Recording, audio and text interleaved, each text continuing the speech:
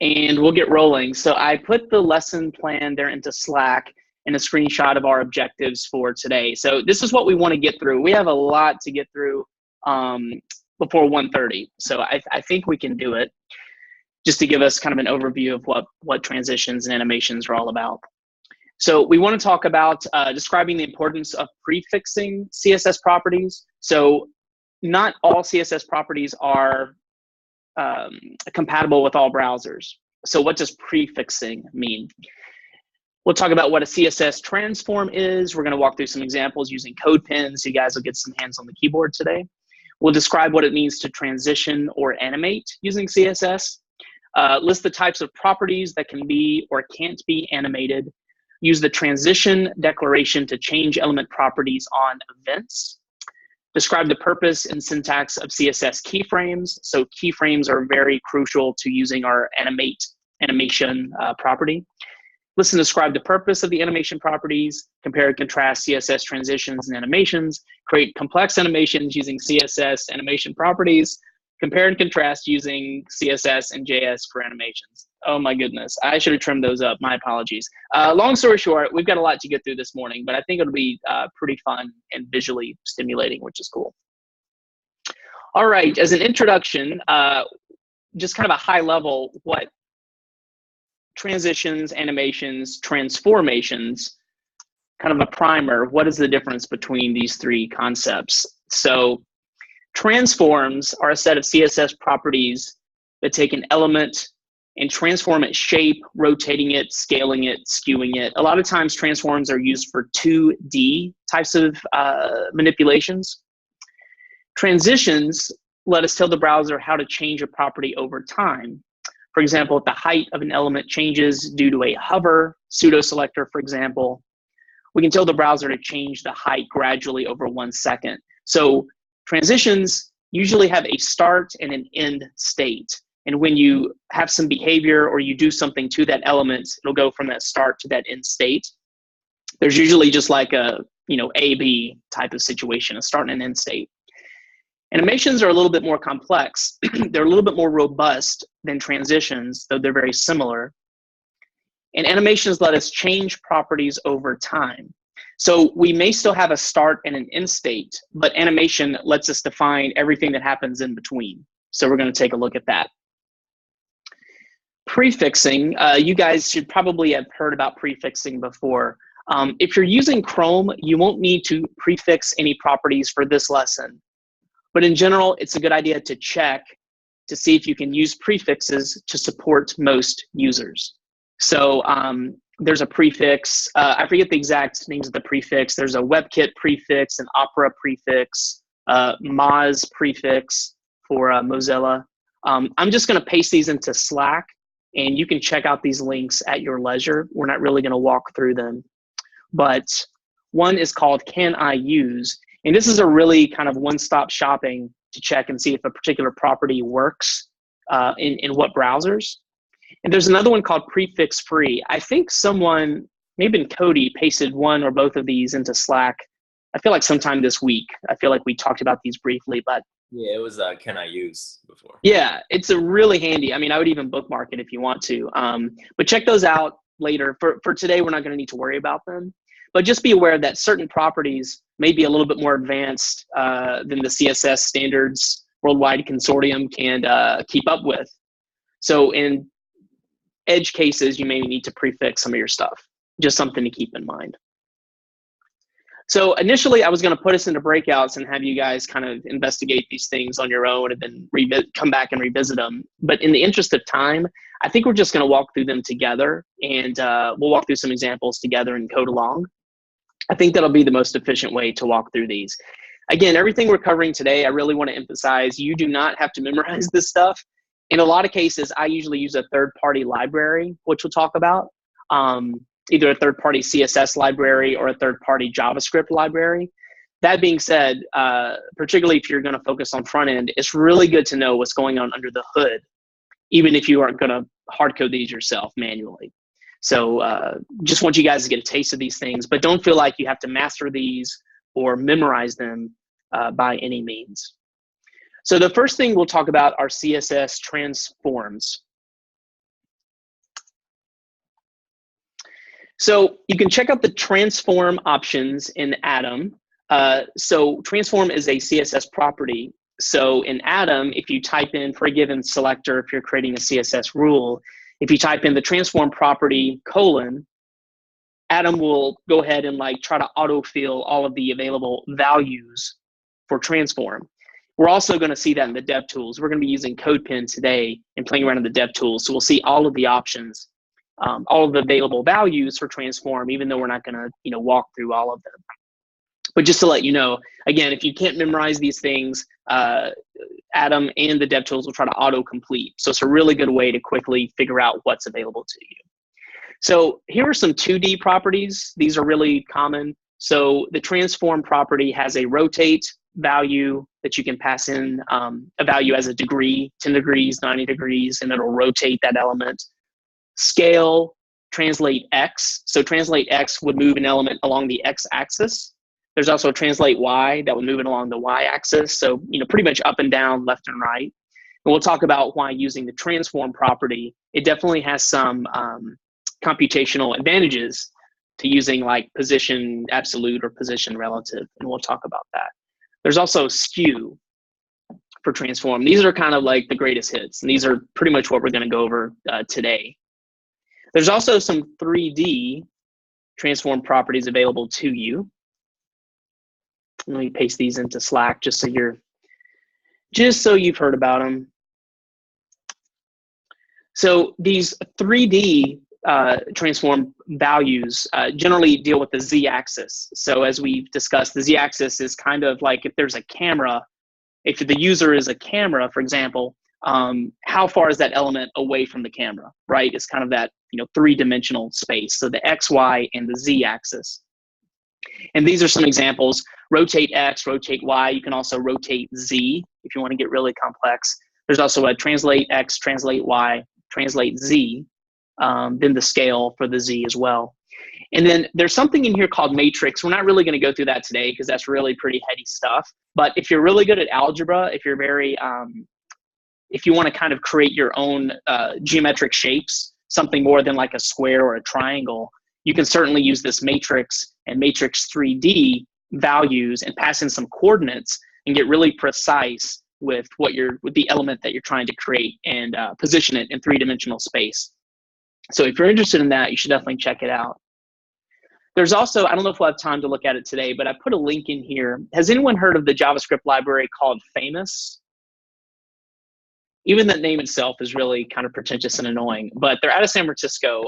They came up with a JavaScript third-party library that does a lot of 3D animation type stuff. And it was a big to-do maybe in like late 2014, 2015. If we have time, I'll show you. So their piece de resistance is they created a 3D version of the periodic table, right, using their JavaScript library. And it was like, wow, and you could like zoom in and out. And it was really like almost like a virtual reality experience.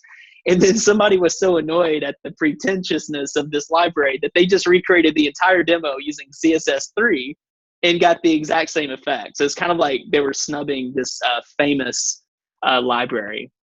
So if we have time, maybe we'll take a look at that. But I would definitely check that out if you have some spare time, because it's a really interesting demonstration of how you don't always need the power of JavaScript to accomplish things. CSS3 has come a long way. And so you don't always need, that bazooka of a JavaScript library when CSS will do just fine. Okay, so let's kick the tires with some transforms. So what I want you guys to do is go ahead and go into CodePen and open up a new CodePen. And I'm going to share my CodePen. And we're just going to walk through a couple steps and play around with some of these properties and, just get a sense of what they can do for us. So go ahead and open up a CodePen. I'm going to put in kind of we'll walk through like 9 steps and kind of check out what's available to us.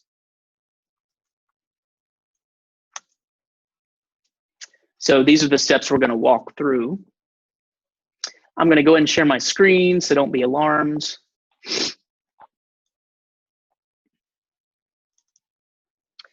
And I would suggest that you set up your window the way that I have it. So, and please just give me a heads up if I need to make this stuff larger. But I opened up my DevTools here in the bottom because we're going to be playing around in real time with some of the properties and values just to get a sense of what's available. But I would go ahead, I would suggest that you minimize your JavaScript window because we're not going to be using that right now. And to minimize, the really quick way is you can click this little down arrow and click minimize JavaScript editor. And you can also just drag these little bars as well. So go ahead and do that. Again, just ping me if I need to make something larger.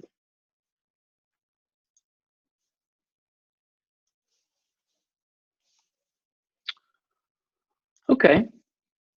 So the first thing that we're going to do, step one, I want you guys to create a div, just a basic div that's 100px by 100px and has a background color of red. So that's going to be our little sandbox this morning. So go ahead and create that. And I will do the same. So remember, with Atom and other IDEs, interactive development environments, and certainly CodePen, if you just type in the characters div and hit tab, it will auto-create an element, which is pretty handy. Can you zoom in, please? Yeah, let me zoom in a little bit. So maybe that's a little bit better. Whew. I'm gonna have to back up from my monitor. Try to make this a little bit larger too. I think that should work. We don't need a lot of real estate, so maybe that'll be fine. Okay, cool. Awesome, okay. Yeah, let me know if it's too much zoom. If I'm giving you too much z-axis or something, just let me know. So go ahead and create a div in HTML. This is pretty much, for now, the only HTML we're gonna play around with. We're gonna be doing everything in our CSS window. So go ahead and create a div, and we can't see it because there aren't any properties or anything. So go ahead and let's create a CSS rule for div. So make the height 100px and width 100px. And then I'm just going to make the background color red. Cool. So we just want this very basic red box to appear.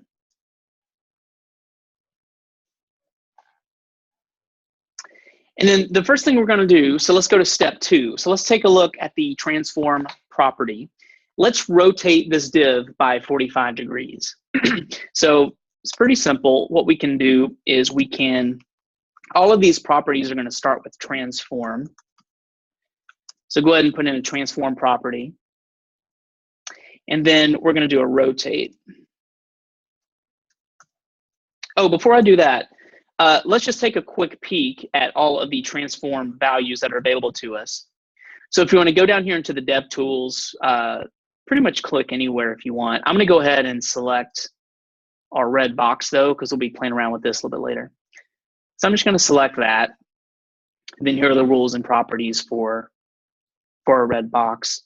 But if I go down here and type in transform, and you guys are probably savvy at this already, and then I hit tab, see how the DevTools already at my disposal, they list out all the options that I have available. So, you know, the translates are available here, skews, scales, rotates, perspective. So we're going to go through a lot of these here shortly. But again, if something doesn't just pop out, you know, you can check the documentation, or, you know, sometimes this is really helpful in a pinch and it'll jog your memory or something. So what I want to do is let's throw in a rotate in here. So rotate takes an argument, the number of degrees that you want to rotate it. So let's rotate this 45 degrees. So for degrees, you just put a DEG. So rotate it 45 degrees, and then we can see over here that our box rotates 45 degrees. Pretty amazing stuff. So just let me make sure that you guys are with me. Give me a thumbs up in Slack if you got this working. Give me a thumbs up on that message. I just want to make sure that no one's having any CodePen issues or anything like that.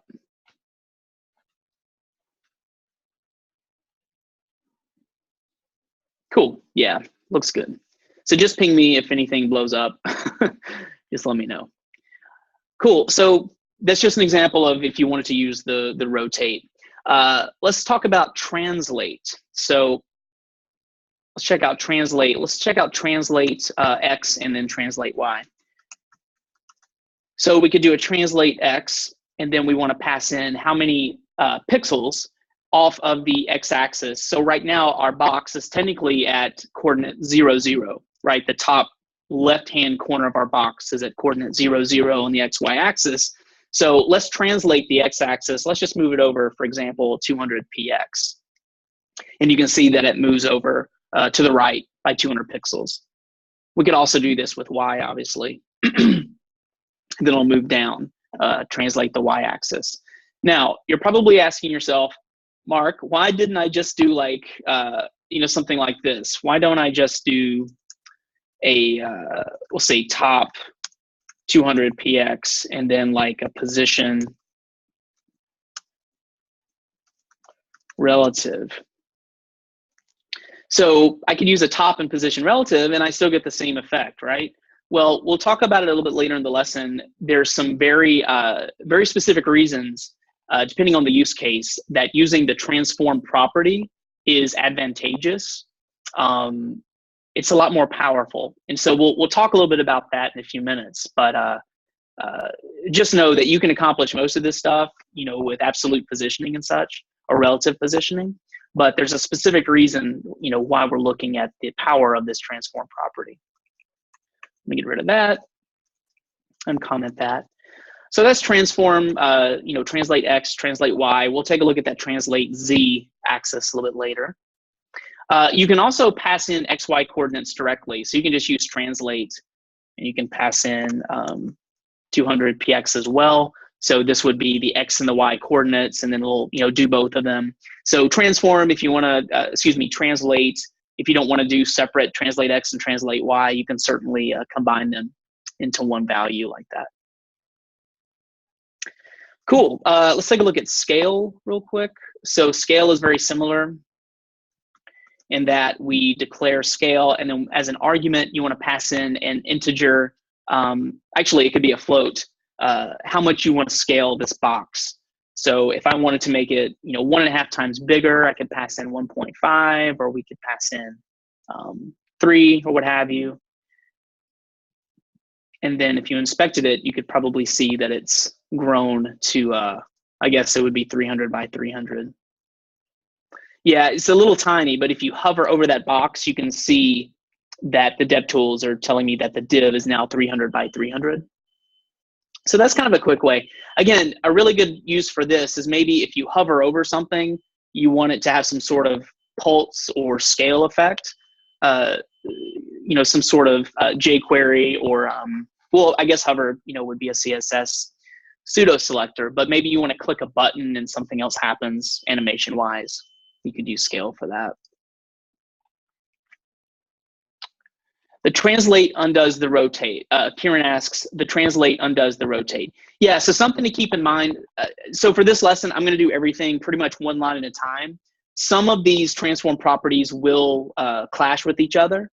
So sometimes you just have to kind of massage them and figure out what's going to clash, what's going to cancel each other out. So for now, I'm just doing them one at a time so we can see what they do. We are going to combine several of these on one line in a moment. But yeah, just be aware that sometimes there'll be a little bit of a clash between the transform properties. Yeah, Mike's on the right page. So for example, you can also use the transform property and then put like translate and rotate. So that should work. That should not clash, but sometimes they will. Next, so we did scale. Take a quick look at skew. If you ever want to use this. So skew is also going to take like a degrees argument. So it just kind of skews it. There's also skew X and skew Y if you want to get more specific, and also skew Z. So remember, all of these have X, Y, and Z if you want to get really precise. Number 8, kind of what Mike was on the right track there. Let's take a look at this. So let's create kind of a crazy one, just to demonstrate that you can put, you don't necessarily have to create these transforms like on each line. You can also combine them with a space in between them. So this example that I pasted into Slack, if you want to take a look at number 8, let's do a translate x 200px.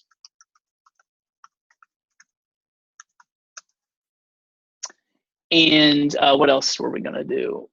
A skew of 30 degrees, just for funsies. And then let's add a third one here. Let's try that scale of 3. I think this should work. Then if we save it, close parentheses. It. Yeah, thank you, sir. There we go. Ooh, man, that looks good. Yeah, so again, to demonstrate, if you don't want to separate this stuff out, you certainly, actually with all of the properties, transform, transition, and animate, you also have the option to put them all, kind of on one line if you want. It's really up to you. But yeah, it's a big old skewed red div right there. Cool. Let's take a look at number 9. This is kind of the most complex one, just to give you guys a sense of using that z-axis if the situation ever arises.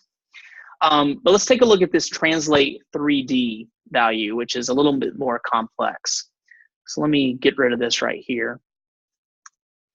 So we'll do translate 3D. And then translate 3D takes 3 arguments, right? It's going to take the X, Y, and Z coordinates.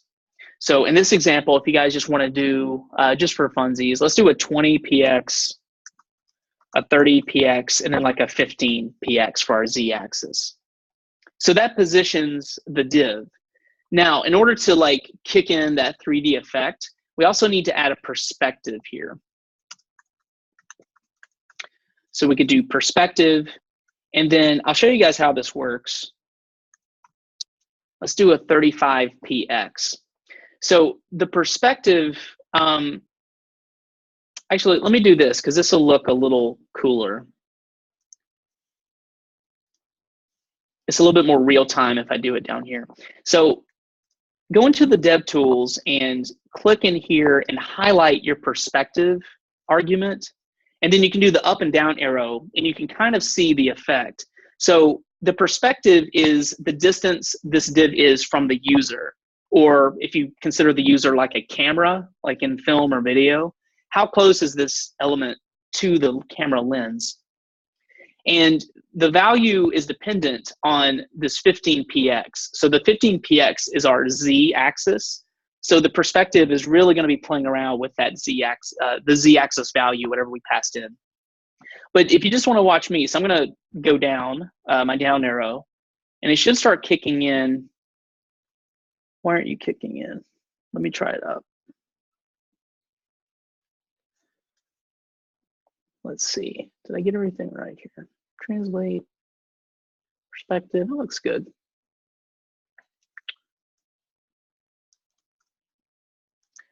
Actually, maybe I will, let me see if this works. If it doesn't, I'm just going to put it in manually in the DevTools and see what happens. There we go. So that was my fault. I should have put perspective first before the translate 3D on the value. But notice how, if you look in the DevTools, kind of the default z-axis is 15px. And as I kick the perspective up, so right now I'm at like 108px, you see how that element gets like ever so slightly pushed in the background. But if I make the perspective a lower value, the closer I get to 15px, see how it like gets bigger as if it's coming closer to the camera, like you're zooming in on it. And then it gets really drastic the closer it gets to 15px. And eventually, when we hit 15px, it's going to disappear because 15px is like that element is right at the lens. It's like right at the viewport. So anything below 15px will not render because at that point it's like past the user's face, which is kind of cool. So if you're into that kind of thing, you can play around with it. Like if you want an effect of something like coming at you and then disappearing, I don't know, a Star Wars crawl or something, maybe that would be fun. But those are some samples of the transform property, just kind of kicking the tires. Do you guys have any questions about any of those?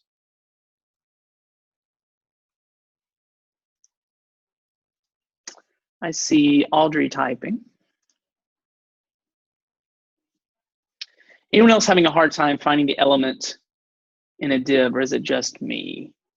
Audrey, do you mean like trying to find it in the DevTools, or is your red box not rendering properly? Trying to find it inside of DevTools. Okay, it may be a little needle in a haystacky just because we're inside of CodePen and there's a lot of other like garbage wrapping the canvas. But I don't know. I'll demonstrate again. I just click my select an element icon, which is down here in the DevTools. I click that and then it turns blue. And then if I kind of hover over the div here and then select it, I should see down here in my elements window that I'm selecting that div, the empty div, there's nothing inside it. And then I should see the rules and the properties and stuff. So Kieran, are you unable to see your div as well?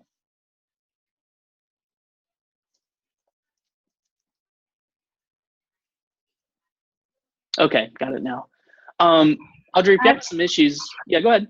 Oh no, I found it when you said that, but I have a question because when I was trying to find it, I missed the question that Karen asked earlier about the transform and rotate, and I heard the answer, but I don't understand it. Now I'm just, can you repeat that a little bit for me just so I can be on the same page? Sure. Which question, Audrey?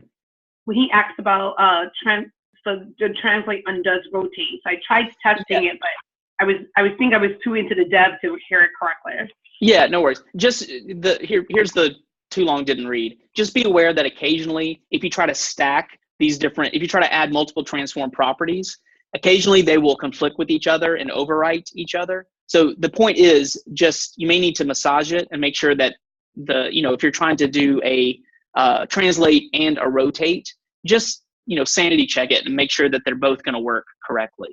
If you look at number 8 in the screenshot that I passed in, number 8 should work. So with that particular property, which I tested out, transform, if you do translate X, skew, and then scale, if you do what's there in the screenshot, that should work okay. But just be aware that occasionally, sometimes they'll conflict with each other. There's not necessarily a hard and fast rule. A lot of it depends on positioning. So if the box is positioned at like the top left corner of the screen, some of those properties, some of those values may conflict with each other. However, because it's, if you skew it, for example, it's going to like be skewing off the screen, you can't see it. So there may be some sort of conflict or some sort of issue. But, if you have something positioned in the middle of the page and nothing's conflicting with it, then all of those different values should work. Just something to be aware of. So let's move forward. So I want to hit on, why are we looking at this stuff? Why is transform valuable? Why might we want to use it over just doing like a position relative and like, in hard coding a top 200px positioning type thing? Well, there's a couple of good reasons for that. Number one, transforms are better than animation for 2 reasons. So number one, when elements are changed in the DOM, the browser checks to see if other elements are being pushed around. So remember that block elements, they're divas and they demand the stage, and they're going to like push each other around and take up each other's spot in the DOM.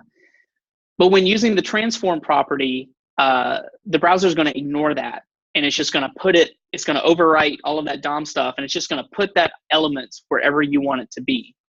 And as a demonstration of that, let me put in some text. I'll put in some text right here, just some lorem ipsum. So yeah, so already, see how I didn't even have to put like a div inline block or anything. This, the red square, is just put on top of that text. So if I wanted to do like a translate X, for example, let me show you another. If I do a translate X,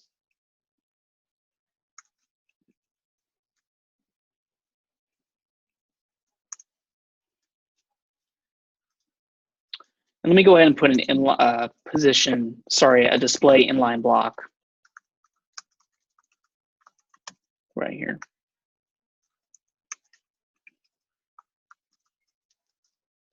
So it's a little faint, but you can see how the red block, using the transform property, the browser is totally just going to put that block wherever you tell it. It's not even going to take into account other stuff in the DOM. So that's one advantage. You don't have to think about floats. You don't have to think about the other elements. Like if I just want this one div exactly where I want to put it, transform is a very quick and dirty way to do that. Now, the other arguably better reason to use transform for particular use cases is that it engages your computer's GPU, or graphics processor unit. So it's actually much more powerful. And let me show you, I'll slack these out. Here are two examples of what I'm talking about. A really smart guy named Paul Irish created these two little code pins. And this is a really good example of the advantages of using translate versus just using like position, relative, and kind of a more absolute positioning type thing. So you can watch with me if you want. Let me open up this code pin. So this first one is using position, I think position relative, and then like hard coding the top and left coordinates. Yeah, so it's like top 200px, left 200px, that like we saw earlier. Now you can already see that this is a little, if you open these up on your own machines, you can already see that this is a little draggy. It's not very smooth. This is magnified exponentially if you keep adding more MacBooks to this animation. I mean, the code pin pretty much almost like stops rendering. It's that slow, which is pretty crazy.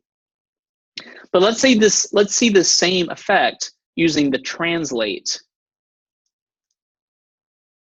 So if you want to check out that second code pin, it's a pretty drastic difference. So this is using transform. So remember, transform is actually going to get down into your computer and actually like take advantage of that extra processing power. So look how smooth that is. And then if you add more MacBooks to this example, it's a lot smoother. You know, for like gaming or something, it's a lot more powerful. So again, just to recap, this is using transform property, compared to using like a position relative. Oh, it's not even moving now. That's awesome. Oh, barely moving. Yeah. So two good reasons, you know, again, if you want to use some sort of animation in this way, just keep in mind that transform is going to be a more efficient, valuable way to go. I think I can already hear the fan on my computer turn on just trying to do that. It's so crazy. So crazy. Any questions about, you know, why maybe the transform property would be, you know, more valuable? I would say, like, for most cases, unless you're doing something really, you know, crazy, it's fine to use the position, you know, like position absolute or position relative. Again, just want you guys to be aware that if you're doing some really complex front end type of stuff, or if you get a front end gig, that these properties are available to you and they're a little bit more efficient. Particularly once you push to production. Once you push to production and it's out of your hands, you're going to be at the mercy of whatever browser, whatever machine is actually opening up your site and such. In production, I would definitely probably lean toward the transform if you're doing a lot of animation. I just want to add. Yeah, go for it. Quick, Mark. I think like when people view websites on their phones and there's a lot of client-side JavaScript and CSS loaded, it actually drains your phone's battery more, or even your computer's battery, because it's just taking more resources. So that's like something to keep in the back of your head. Like if you turned off JavaScript for like all your websites, you would probably run like way more efficiently, because there's like a ton of ads and transition effects and stuff. That's a great point. So if you don't have an intention to use JavaScript, other than CSS, other than some sort of like, you know, visual thing, you might as well just use CSS for it, because, you know, kind of to Cody's point, JavaScript is a little bit more intensive memory intensive. And if you don't need to create an extra JavaScript file, CSS is more than capable of handling, animation to a certain degree. That's a really good point. I think Audrey, did you have a question? Did I hear you? Oh yeah, I was just gonna say that I noticed when I was doing the both of them on my computer that the top left kept overlapping, and I can see like it trying to. Well, I can see like the other laptops kind of piecing behind it. Versus when I was doing the animation, I didn't see it. It looked like when you have cards playing and it just kind of smoothly went through it. And I was like, even visually, that little detail can make a big difference. Yeah, and remember why that is, because if I have 100 computers and I'm using positioning, the browser is taking into account every DOM element on the page and trying to do that calculation. When you use the transform, it just, it's like a honey badger. It just doesn't care. I would use other words, but I want to be polite. Transform doesn't care. It's just going to move the stuff independently of anything else that's going on around it. So cool. Let's move forward. Let's talk a little bit more about animation, about some of the complexities in animation, i.e. the Bugs Bunny chat. So explain the roles in traditional animation and how they apply to computer animation. So some of this should be make pretty good sense when you think about it.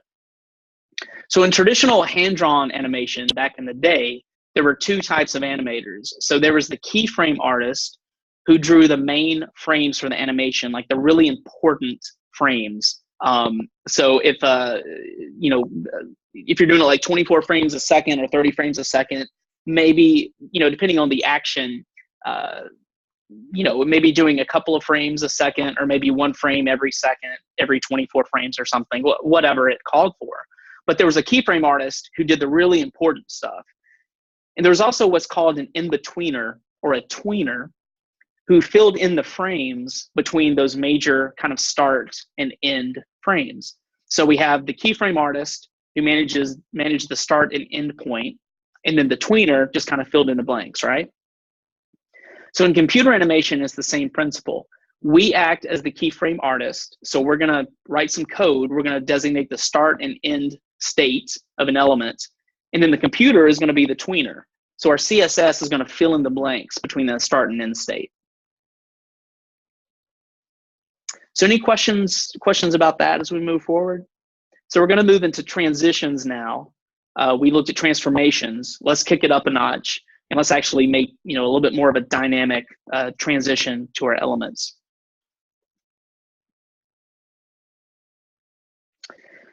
So that's what we're going to do next.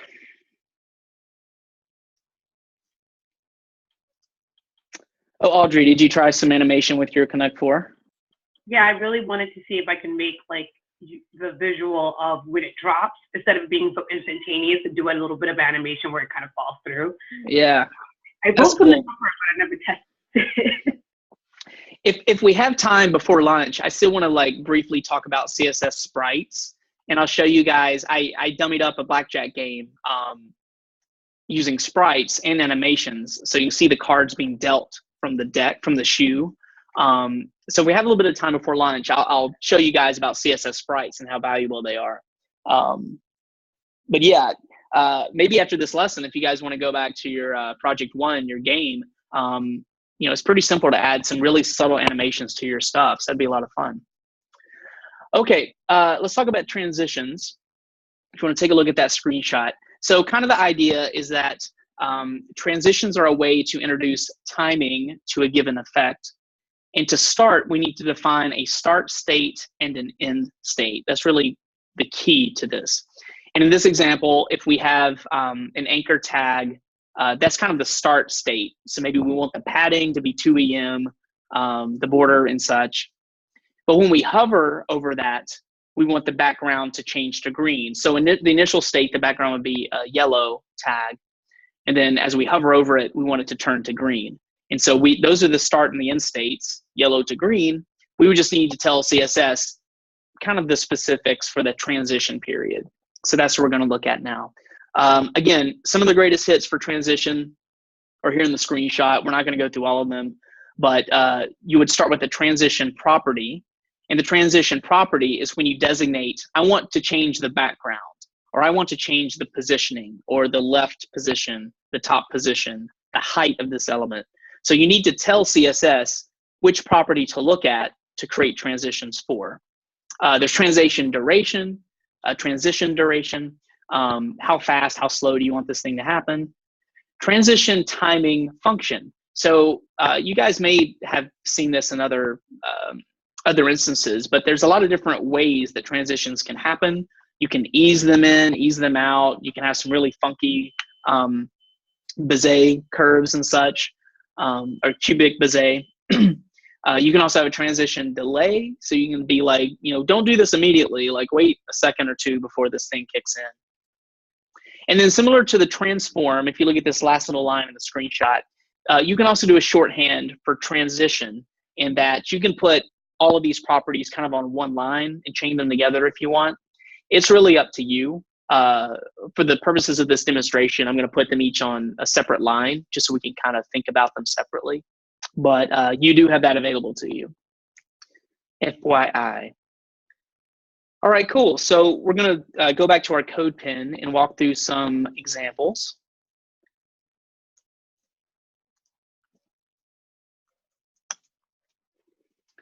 So I'll go back to my pen here.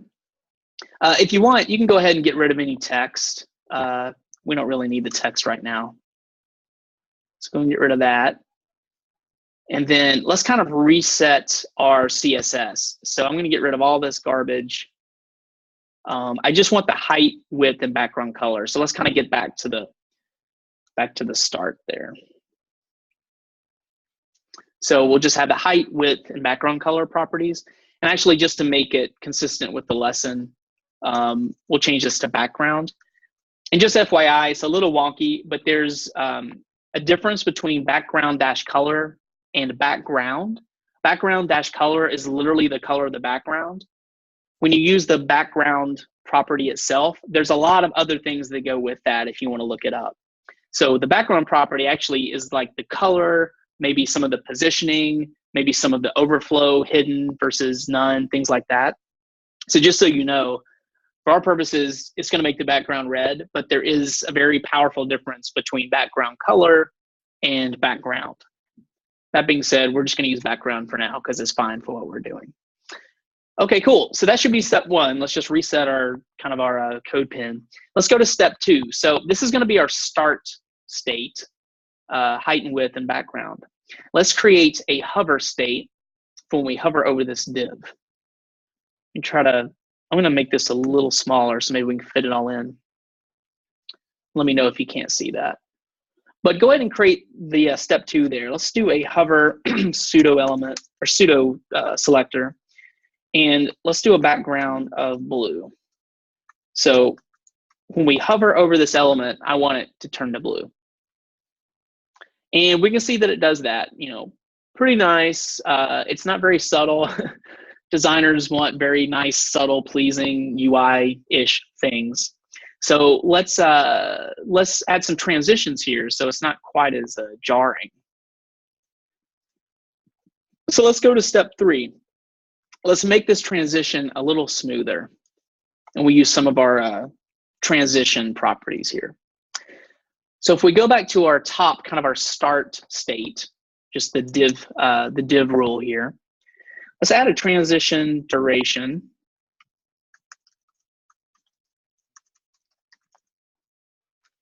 Let's make this happen over 3 seconds. So we'll make it nice and gradual. 3 seconds actually may be too slow, actually, but we'll start with that. We also need to do our translation property.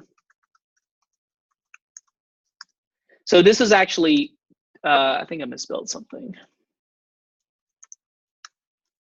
So this is going to tell CSS precisely which property or properties we want to transition into. So without the translation dash property, none of this is going to work because we actually need to target the property we're wanting to transition. In this case, we're going to deal with the background because we want the background to change from red to blue. So we're telling CSS, whatever these translation properties I'm adding, I want to do it to the background property specifically.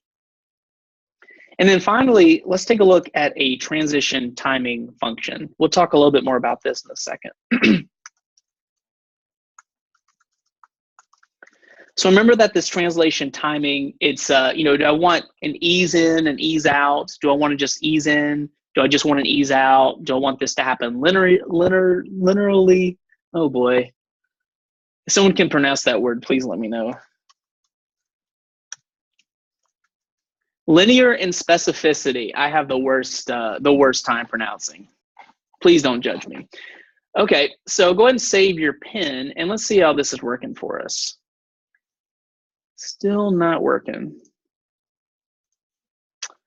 I may have misspelled something. Let's see here.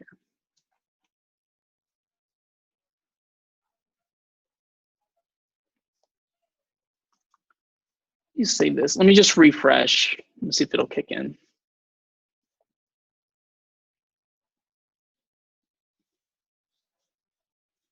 What am I missing here? Translation. Oh, I'm such an idiot. It's transition, my bad. Jeez. Transition duration. I misspelled it.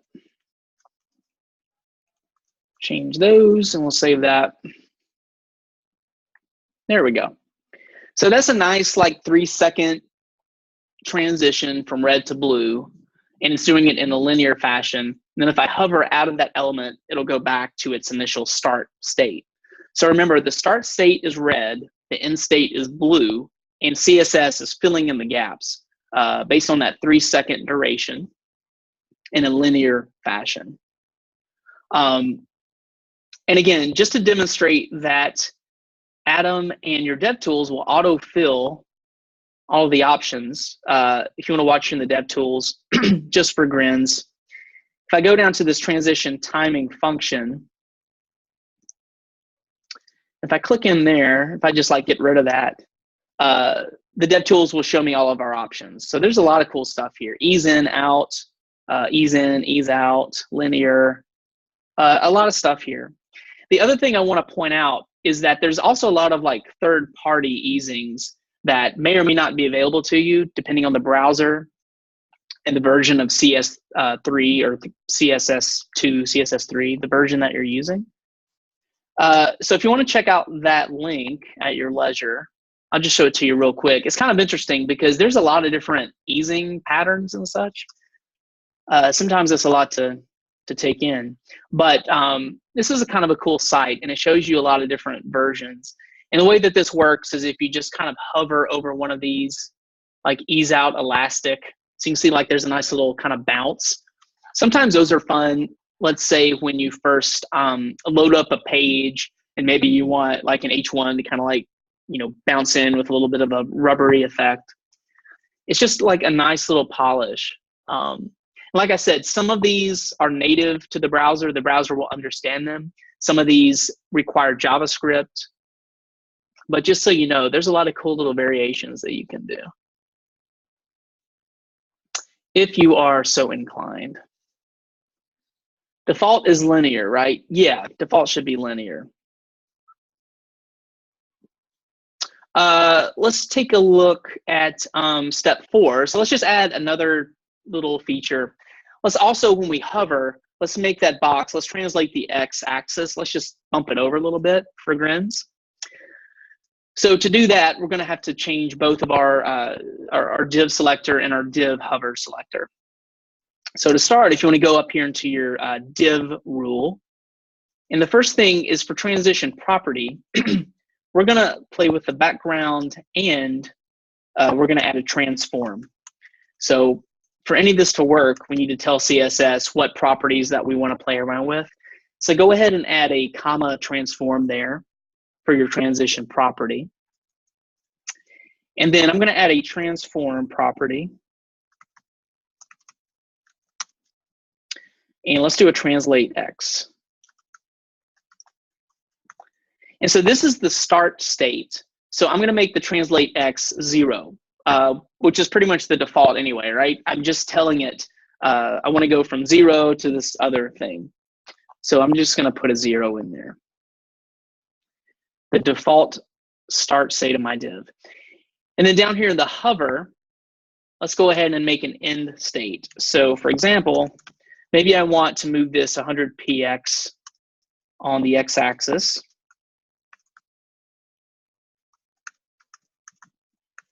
So I can add that. And if you save the code pin, so now it should change to blue and it should move over in a nice linear fashion. And it isn't. So what did I misspell this time? Translate. There we go. Okay. So that looks pretty nice, right? It's kind of a nice, as you hover over it, it'll move, translate X, and then it'll fade to blue. And then as you hover out of that kind of DOM area, it'll go back to its initial state. So that's how you can add multiple transitions. Yeah, pretty nice. We can also make this faster if we wanted. Make it like 1 second. Ooh. And I don't know, let's make this like 400 px. Woo wee.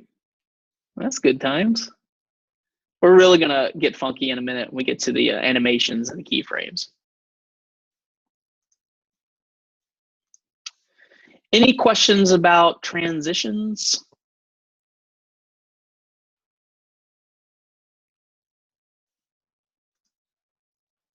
Yeah, so Cody put a really great link. I was going to talk about this later in the lesson. There's a lot of great third-party CSS and JavaScript libraries that will pretty much do this kind of stuff with a lot less effort. That being said, it's still nice to know how internal combustion engine works before we drive the car. It's not absolutely necessary, but sometimes it's really nice, particularly if you're going to be a mechanic or a front-end developer, front-end mechanic. And we'll talk about that in just a second. But just know that if you don't want to do all this very meticulously, there's a lot of third-party libraries that'll make your life easier.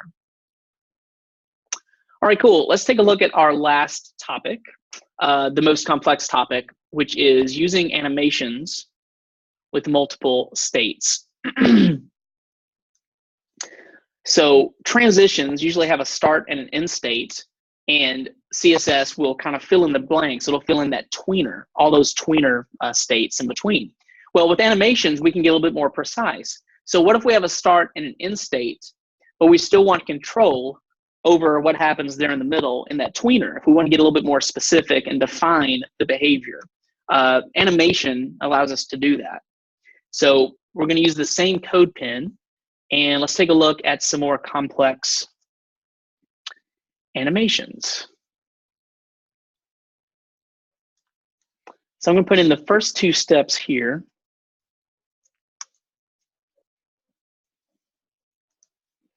And let's reset our code pin a little bit. Actually, I'm going to paste this into Slack so you don't have to type all this out with the keyframes, because it's a lot of garbage. So that's the keyframes. And then if you want to reset your div, I'll go ahead and just paste that in as well to make it a little bit easier. Cool. So go ahead and grab that div stuff, and you can just put it into your CSS window. Probably is indented a little further than I would like, but that's okay. And then grab that keyframes and paste it below, and we'll talk about what this is doing. And for now, let me close my, just so we can see everything.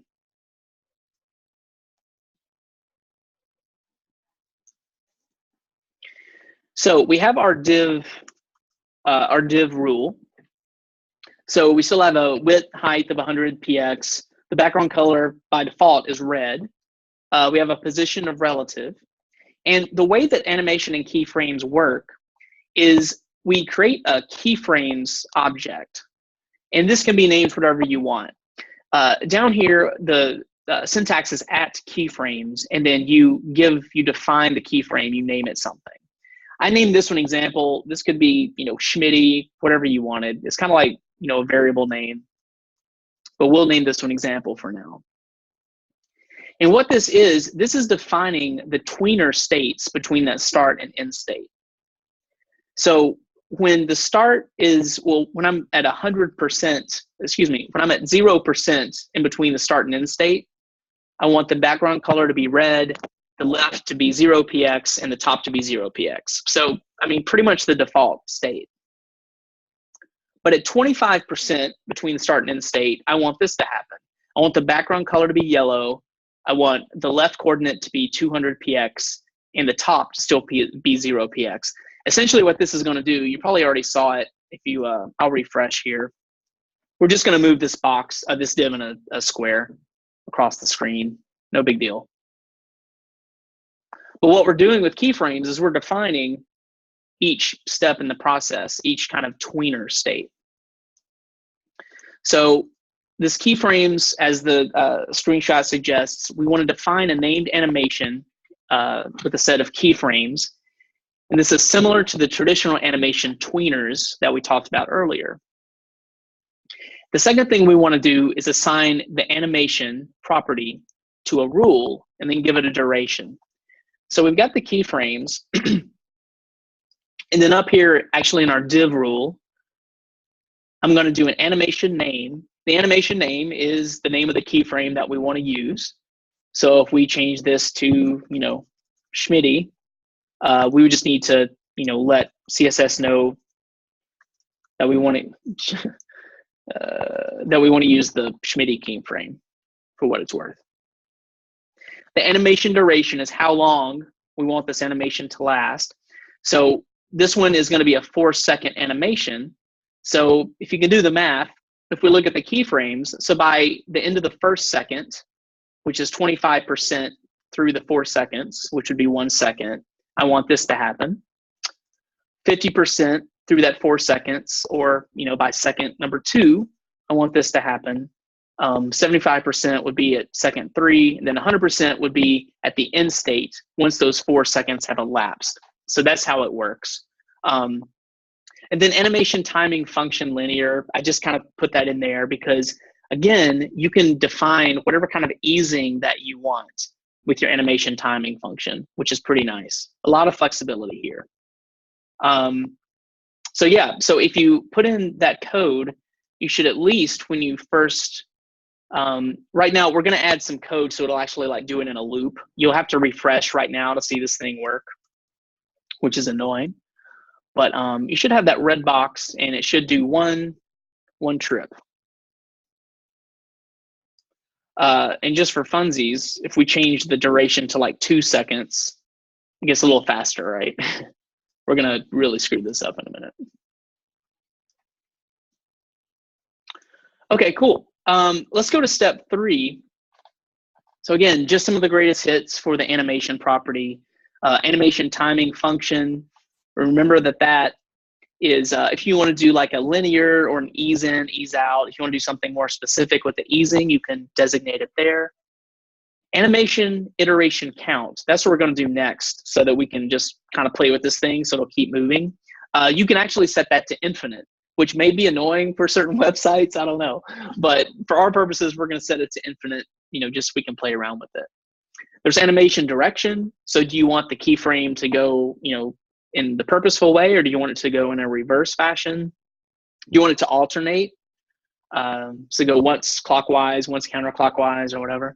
Animation delay, animation play state. So do you want something to happen? Do you want it to pause at a certain point? Do you want it like to start running again? Things like that. So a lot of variety with these animation properties. Let's go to step 4 and let's really get pretty funky. Let's go in here and add an animation iteration count, just so we don't have to keep refreshing our code pin. So go ahead and add an animation iteration count. And we'll set that to infinite. Again, just so we have something to play around with.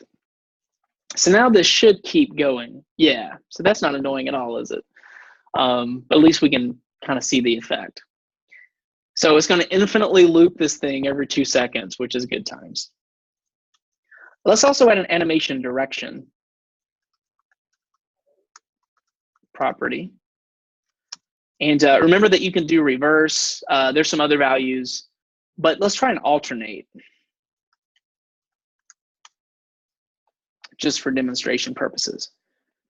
So that's kind of cool, right? So it goes one time in the correct order, and then it just reverses it. So it goes from keyframe 0, 25, 75, 100, and then it goes the reverse. So it goes 100, 75, 50, 25 and such.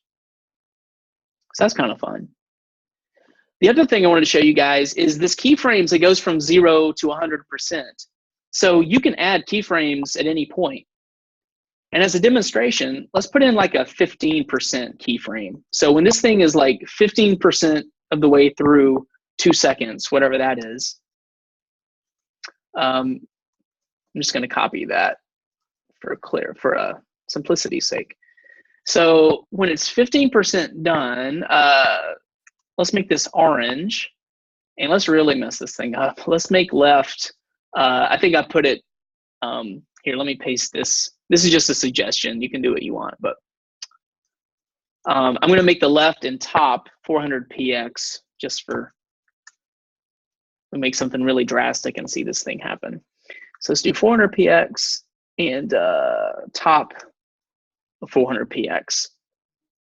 And so you can kind of see that now. See how it like goes diagonal for a minute and then it keeps going. So at 15% of the way through, and let me change the duration to like 6 seconds so we can really see it. So it's a little slower, but yeah, so it's 0, 75, 50, 25, 15, and then back to 0. And then it alternates and it goes back. So one other like quick little side note, I'll get on my little, yeah, definitely get busy for sure. Let me give you Mark's little soapbox life lesson kind of thing. Just one of my humble experiences. As you go out and you start interviewing for opportunities and such, keep in mind that a lot of the people that you talk to and interview with, a lot of them are not technically savvy, right? You're going to be talking with recruiters. You're going to be showing them your portfolio stuff. Maybe you're at, Home Depot or some larger organization, and you're going to be like the first point of entry is going to be your their HR manager or something. Yeah, that's making me dizzy too. Let me turn that off for a minute. So keep in mind that the people that you interview with are not always going to be technically savvy. So you could have the most, like you could be launching missiles to Mars on the back end server side, and it's just going to kind of go over the heads of most people that you talk to.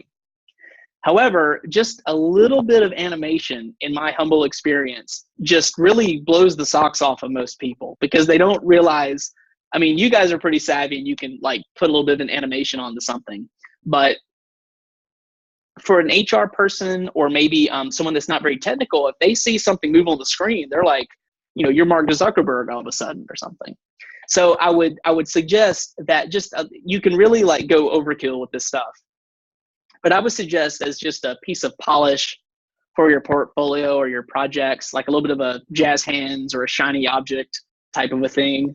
A little taste of animation sometimes goes a long way. You don't have to tell anybody that there's really not that much to it, but sometimes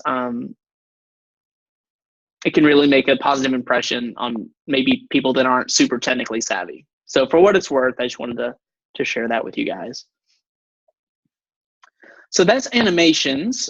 So we've looked at transitions, transformations, and animations. Do you guys have any questions about any of those?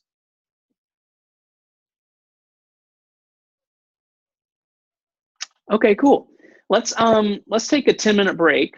We're doing pretty good on time. We'll come back. Want to talk about if you wanted to use jQuery to accomplish some of this stuff, and I think that should get us to lunchtime. So let's come back at 12:47 p.m. Eastern. I'll see you guys then.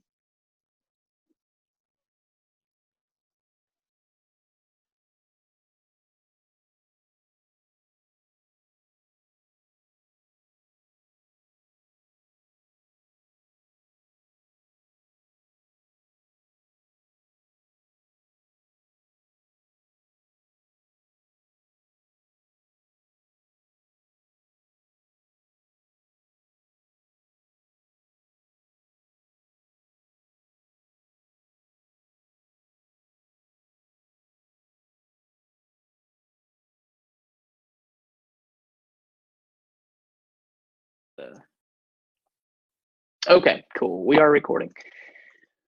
So as I mentioned earlier, and Cody put a really great link into Slack, just wanted to quickly mention that there are a lot of third-party CSS and JavaScript libraries for animation and such. So if you want to sprinkle in a little bit of animation, don't feel like you have to do it the long way, although that would be, something cool to speak to when you show off your stuff. But there's a lot of really handy third-party libraries you can use. I put a link in there. I just Googled like animation libraries. You can see that in the README. You can just Google and probably come up with that. It'd probably be like the first selection. But animate.css is a really popular and handy one. And I'm going to share my screen and show you guys that one really quick. There's animate.css. There's one called greensock.com, which I'd heard of. Cody's a big fan of that one. And that does a lot of cool JavaScript-y type, pretty elaborate stuff. There's also a separate jQuery library called jQuery UI. So it's kind of it's separate from the core jQuery library, but that jQuery UI, if you want to Google it, has a lot of cool, a lot of the easings that we talked about. It does a lot more complex things. There's a lot more complexity to that than to your basic jQuery, show, hide, toggle that we'll take a look at in a minute. There's also Angular Animate, which is a library that that Angular has, and we'll look at that in later units. But I use that one quite frequently, particularly like for forms and such, like really subtle animations. But Angular, which is written in JavaScript, has its own library. So there's a lot of those out there. Let me share my screen really quick and just walk through animate.css, because that's kind of the really, seems to be a really popular one. It's pretty easy to use too. So if you want to go to animate.css, I'm not going to walk through implementing this step by step, but I'll just kind of give you the overview. You guys are definitely savvy enough to implement this on your own.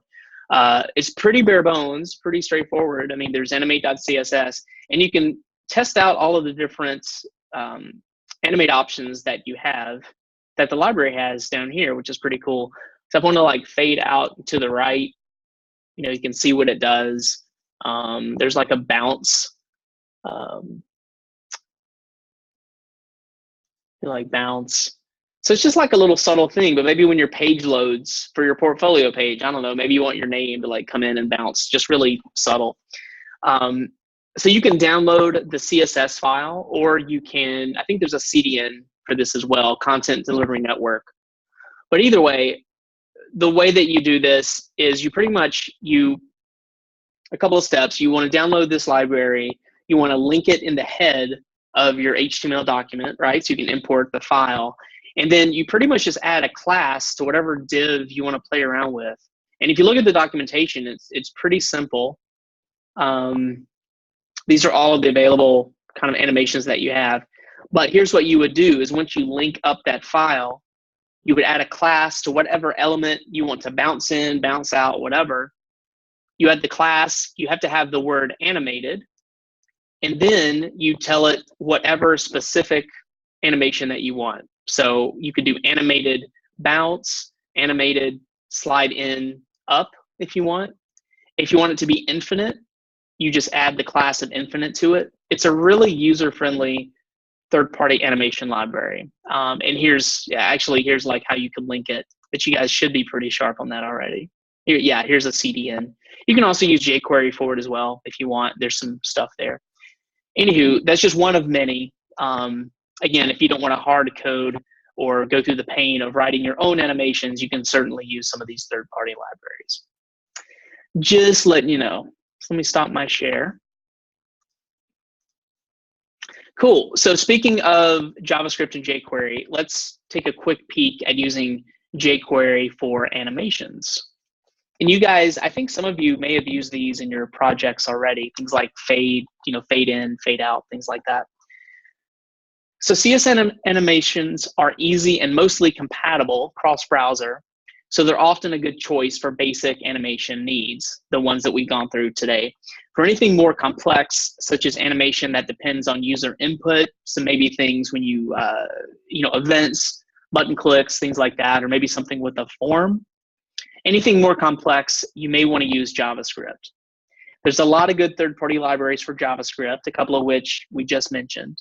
But you can also use vanilla jQuery. So I have 2 links here. I wanted you guys just to take like 5 minutes and just take a peek at these 2 links just to get a little bit more familiar with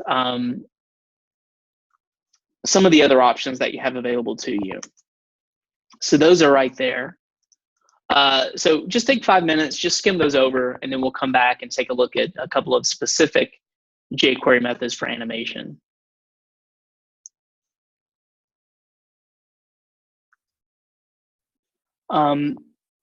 So let's move forward. Like I said, I think some of you may have used these or at least experimented with them in your projects and stuff, but just to let you know that they're out there and that you should be aware of them. So jQuery has a couple of kind of boilerplate methods that you can use. I'm going to paste in a link to the W3 Schools kind of summary of the basic jQuery effects. Remember that jQuery UI library has just a lot more complexity to it, a lot of cool stuff, but just out of the box, jQuery has a couple of, really quick and dirty ones. Let's just take a look at a basic one, fade in, for example. Now, the cool thing about jQuery is just like if you're using it for logic or for building the DOM, the great thing about using them for animations is that you can chain the methods together. That's really a great benefit and makes jQuery very flexible with your code. And you can also pass in callback functions. So you can do a little bit more complex types of animations with jQuery. You could probably do the same things with keyframes and animation, but jQuery is a little bit less verbose, obviously.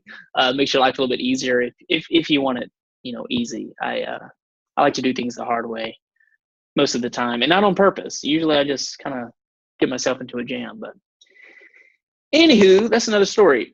Let's go back to our code pen and let's just take a look at some examples in there. I'm going to share my screen again. So if you want to follow along. We have our nice annoying box there. So to start, you can go ahead and just get rid of all that CSS, kind of clear it out. And we're going to be using a little bit of JavaScript. So if you want to get that window ready. So to start, we're going to have a div in our HTML, but this time let's put an ID on it so we can access it with JavaScript. I'm going to call this box1. And I'm going to put some text in here just so I can visually see it out of the gate.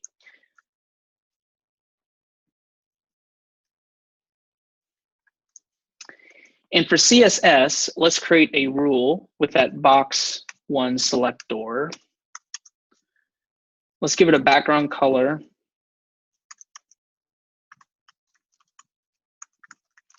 of blue and display none. So we're going to play around with this fade in. So we're going to make this box not the display is going to be none initially. What fade in does, it essentially changes the display to block. It changes the CSS property. So whether we did this using CSS transition or something, or whether we use jQuery, we're going to get the same result. Either way, we're affecting the CSS essentially. So let's set the initial state to none here, and it should disappear. So we shouldn't see it because we are not displaying it at the moment. And then finally, we're going to add some jQuery code down here. But before we do that, we need to import the jQuery library into our code pen.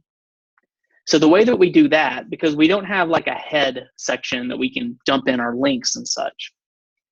So we can go to settings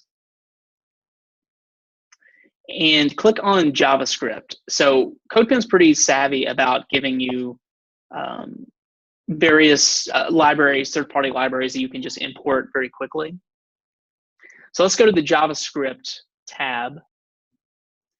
And if you look down here to this quick add, so if you wanted to import like animate.css or some sort of third party, you could paste in the CDN link right here. Makes it really handy. But a lot of the really common ones, like jQuery, for example, you can quickly add them directly. So if you click on this JavaScript tab, and under quick add, there's a lot of great ones here. Let's just click on jQuery to save us some trouble. Oh, there's GreenSock. That's cool. I didn't realize that that was a kind of a quick add.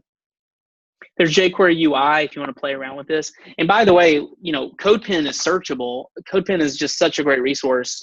If you wanted to see some really great examples, just go to CodePen and kind of look around for some sort of jQuery UI example or an Angular example or a GreenSock example. A lot of great stuff out there. So let's select jQuery, and you can see that it goes ahead and adds the most recent CDN link to our jQuery library, and then save and close. And we can't see that link, but we just added it. So behind the scenes, CodePen's taking care of that for us. Cool. So now that we have jQuery in the mix, let's go to our JavaScript window, and let's just add a very simple fade in and fade out effect on that box.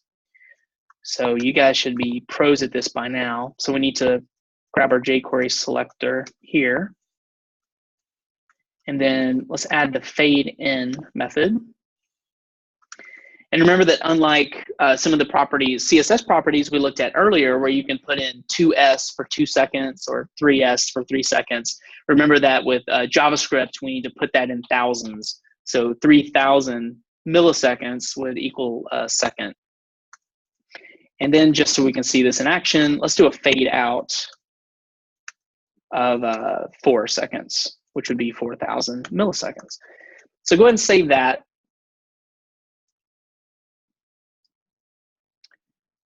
And so we're going to add a button here in a second because it's kind of tricky. So you may need to like refresh to really see it after it fires once. So it fades in to display block, and then it fades out. And if you look at the CSS, you can actually see that in action. So I'm going to go down into the Dev Tools just for grins, and let me select, if I can find it. And actually, it's still there. So it's still in the DOM, although the display is not there. I mean, even though it's at display none. See if we can find it directly. There it is right there. So let me select that, and we should be able to see, we should be able to watch that jQuery in action. So it should change this to display block, and then when it fades out, it'll say display none. Let's just make sure that that's actually going to happen. Although when I refresh this, it's probably going to deselect it, but we'll see what happens. Oh, you know what I can do? I can fake it out. So I can just like add some stuff and then delete it, and it'll resave it. Oh, it still screws me over there. Anywho, we'll take a look at that in the next section when we add a button to like actually make this work. But underneath the hood, what jQuery is doing is it's changing this display with the fade in. It changes it to block, and then the fade out changes it back to display none. That's what's going on under the hood. The fade in and fade out are really, really handy ones. There's also, what are some of the other ones I just slacked out? Some of the really common jQuery methods. Yeah, there's fade toggle. So fade toggle is really good for, let's say, a button. So if you want to click the button once to fade in, and then click that button to toggle it so it fades out. There's several jQuery toggle methods. There's also like a slide up, slide down. Then there's a slide toggle. So if you want to put an event handler on a button or a hover, you click it once, it slides up or down, click it again, and then, it reverses that effect. So a couple of really handy ones there. So that's fade in, just a quick example. I wanted to quickly look at an example of the .animate method. So this gives you a little bit more flexibility and customization if you want to do some more complex things. I'll paste this screenshot into Slack, and we'll just take a look at a quick example of how this works. A little bit more powerful than just your boilerplate fade in, fade out. For this example, let's go back into the HTML to start. And I'm going to change this to box 2, just because this is a different example. So in HTML, let's just change that ID to box 2. And then if you want to change the text inside it to box 2. And then let's also add a button in here. We'll make it type button. And just to be very explicit, and so it's also not just a janky gray dots, I'm going to put some text in there, so to be a toggle button.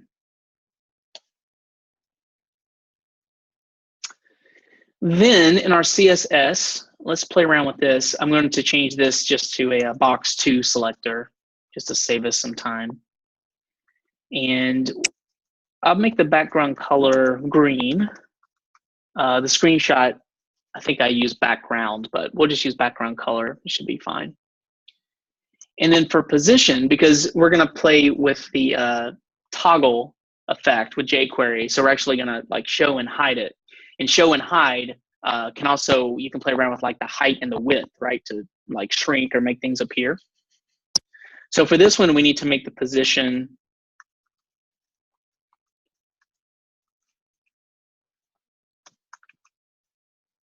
relative. So this is kind of like defining a start point, similar to what we did earlier with animations, right? We're still dealing with kind of a start and end state for this box 2 element. And this is going to be the initial state. It's going to have a background color of green and a position of relative. I'm not even going to put a height and width on here.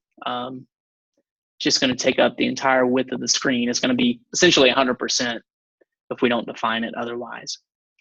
And then down here in the JS, we can just delete this and let's build another little block of JavaScript.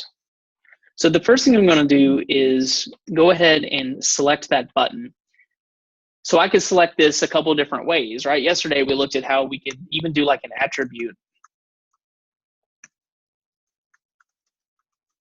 So you could probably do something like this if you wanted to. It's really kind of overkill for now.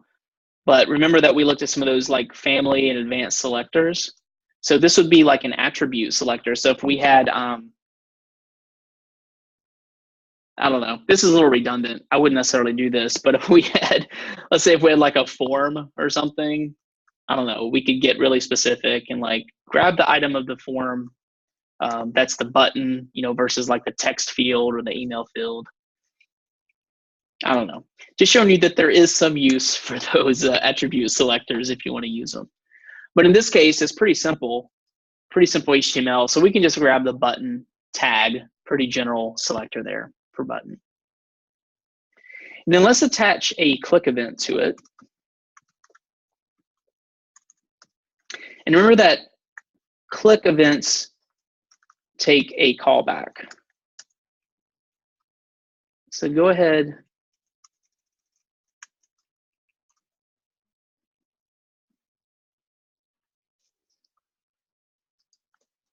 Mistyped there. Make this a little smaller. Use more real estate here. Let me refresh my page. I'm not able to close my, well, let me just close that. I'll just close it for now. So go ahead and create the shell of our block of code. We're going to use jQuery, we're going to grab the button, turn it into a jQuery object, the only button on the page. Then we're going to attach a click event to it. And we're going to go ahead and start the callback function, just an anonymous function that will pass in as the callback. And so inside this anonymous function is where we're going to do all of our heavy lifting, all of our magic. So when this button is clicked, what we want to do is we want to do an animation, attach an animation to that div with the ID of box2. So we can use jQuery to grab that box2 selector. So we can go ahead and grab box2. And then to use the animate method, we can just call animate on it. And if you go through the documentation, animate takes an object. We're going to do a very just simple one for demo purposes. But if you go through the docs, there's a lot of variety in what you can pass in here. But you want to pass in an object that contains the properties and the values, all the things that you want to animate for this particular selector. What are the red lines? Yeah, I'm not sure what that is. That's why I was going to refresh my thing, because I thought my browser was just screwing up. That's a good question. Let me just say that. I'm going to refresh and see if they go away.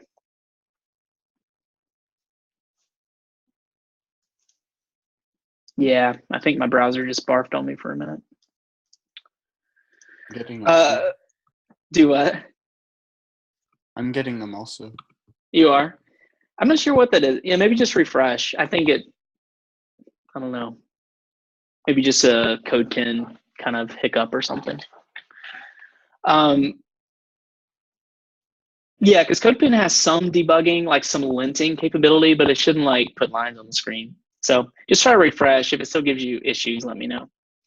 So as a simple example, in this animate, the object that we're going to pass in, let's add a toggle value to height.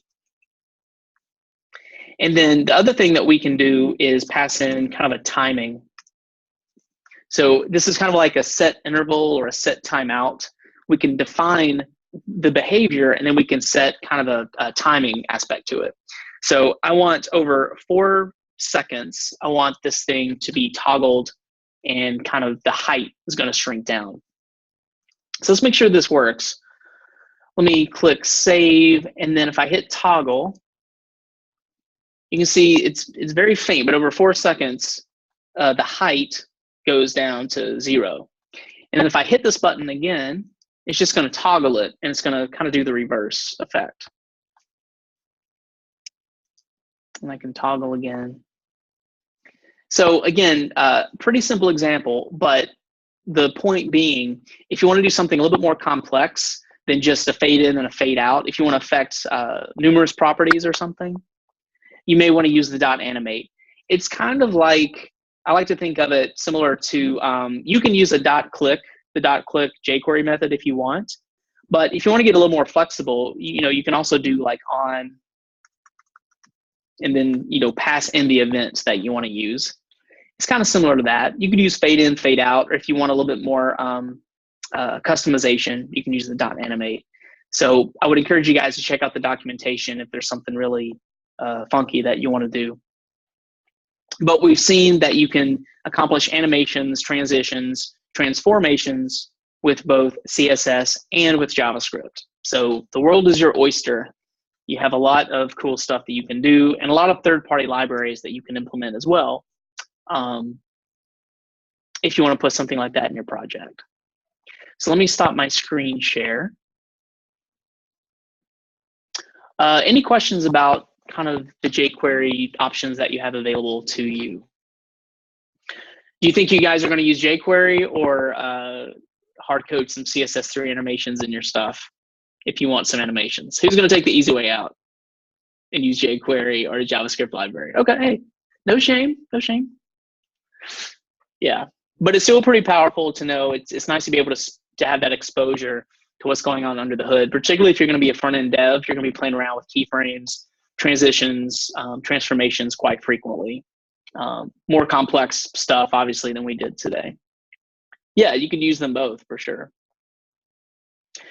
Okay, friends, so we have 15 minutes until lunch. So here's what we can do. I can put you guys into a lab, or we can spend 5 or 10 minutes to talk about CSS sprites. So it's kind of up to you. If you guys want to talk, if you guys want to go into lab time, give me a thumbs up for 15 minutes. Or if you want me to show you an example of sprites, give me a thumbs up. Okay, see some sprites. Okay, let me show you really quick. I don't have a lesson for sprites, but let me give you an overview of how powerful they are, how much fun they can be. Let me share my screen again. And I think what I'll do, I'm just going to show you kind of a really janky demo that I had built to demonstrate sprites and animations. And then if you want to check out the code, you're welcome to do so. Here's the GitHub to my just little demo. The game isn't functional. I just got it working so I could play with the sprites. And then we'll talk about this later in the week. I think we'll talk about this tomorrow. The great thing about GitHub is that there's something called GitHub Pages, which is a really quick and efficient way to deploy front-end applications directly from your GitHub repo. It doesn't have a server component. So if you're doing anything with like a database or something back-endy or making API calls or something like that, it's not going to work. But for simple HTML, CSS, and JavaScript, it's really a game changer. It's such a nice, clean way to do it. And I think we'll have some time tomorrow to talk about it because we want you to potentially deploy your portfolio project on GitHub to get some experience with that. So if you want to click on that repo to check out the code, I'm going to share my screen and just kind of give you a taste of what sprites can do for you. Let me share my screen here. Cool. So this is what the game looks like. Let me refresh. Again, this isn't fully built out. I just got the hit button built so I could play around with sprites. But when you first come to the page, I have 52 cards plus like kind of the back of the card. I have images for each card. Now that would be, if I did those individually, that'd be like 52, 53 individual images that I would have to dump on my server. And every time you refreshed the browser, you would have to download 53 images. Now your browser does have the capability to cache stuff, and that's cool.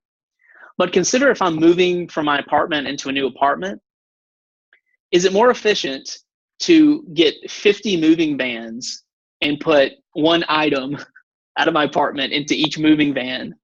Or would it be more efficient to put all 50 items in my apartment into one moving van and take it to the next place?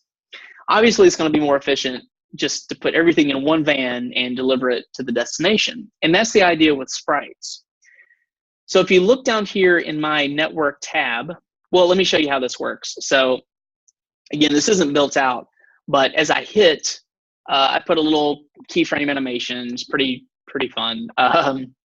But each card that's dealt, I have an image that's being dealt out. Now, if you want to open up your dev tools and check this out, you can go to the sources tab or the network tab, either one. But notice that I only have, I have two images being loaded. I have kind of the background image for the table, kind of the felt, and then I have one image called cards JPEG. And check this out. I just Googled blackjack sprites and found one that I liked. But if you take a look, this is one image, and it has all of the cards partitioned out on here. It also has some other like different looking cards. It also has all the chips. It has some die. It also has a felt, its own felt. I didn't use this one. I used a different one, but. So the idea with sprites is it's kind of like cropping an image. So you want to use CSS properties to tell the browser, only show me this quadrant, this section of this image. So this 7, for example, this 7 of diamonds, behind what you see, it's actually just like you see all this other garbage behind it. And you can, I'll demonstrate that right here. So let me inspect the element. Let me click on this 7. And then I'm going to go down here. You guys can do this as well. Let me go down here and affect the, play around with kind of the positioning. So right now, so I have a rule that applies to every card, no matter what. But this specific card, I have a background position, which there's sites that will do this, but I went through and I created an algorithm. I figured out the width and height of each card and the width and height of each row in that one image. And so I have a calculation. So when I click the 7 of diamonds, it needs to show like negative 12,000 px by, I had to do the dimensions. That took a little bit of time, but just let me show you this. So if let me find it here. Actually, I can do it just here on the card property. So if I go to this card, let me show you if I play around with the width of each card and I increase it. So notice that actually underneath this little window is actually the entire image for each card that I'm rendering, right? I'm just putting kind of the coordinates and the height and width that I want to be shown for any given card. And if I like play around with the height here, you can see that behind each of these cards, it's really just that big image that's being rendered. But the browser is going to have to render that one image anyway. So why not reuse that one image for all 52 cards instead of like cropping 52 separate cards that the browser is going to have to make a request for and render in the browser. So this sprites can be a really efficient way. Sprites are used a lot also for icons, for like arrows and for different emoticons. You can download a sprite image that has a bunch of different characters on it, emojis, if you will, for example, would be a use case. So instead of like, downloading just the happy face emoji or just this or that, you could download a sprite with, 500 emojis, and then you can get really precise and just pick the ones that you want to render. And that's kind of the idea of how sprites work. There's two components to it. The first component is I need to specify the width and height of a card in general. So if I refresh this, each card is a width of 80px and a height of 110px. So that's kind of the window of each card. And then behind that, for whichever ace of diamonds, ace of hearts, I need to set a background position with XY coordinates of where on that larger image that I want that particular image to be rendered or to show behind that card window, if that makes sense. So just really quickly, and I see some questions and I'll hit on that. So if I click on like this ace of hearts, so if you look, the ace of hearts background position is -706 by -129. That's where on that image, those are the coordinates of where that image is located. But if I look at the ace of diamonds, for example, so the ace of diamonds is -706, so it's still in the same column, but it's on a different row. So it's at -377px. So that's the fun part. And if you look in the CSS, that's what I really enjoyed. No, sorry, the JavaScript. So I actually built an algorithm that would, you can check all this out on GitHub, but I actually did some math. So depending on the value of the card, it would find the correct dimension on the sprite to show that card. That was pretty fun. Let's see. Mike asks, what are the little mini icons for on the left of your sprite? You mean those other, these cards right here? Yeah, if that's what you're referring to, I don't know what those are. Those just came on the sprite. I guess if you wanted to use some other, if you didn't want to use these cards, you could use those or something. And actually, now that I think about it, I could have at least cropped this image and just grabbed like all of the cards. Since I'm not going to use this other stuff, I may use, actually, I will use the chips at some point just for grins.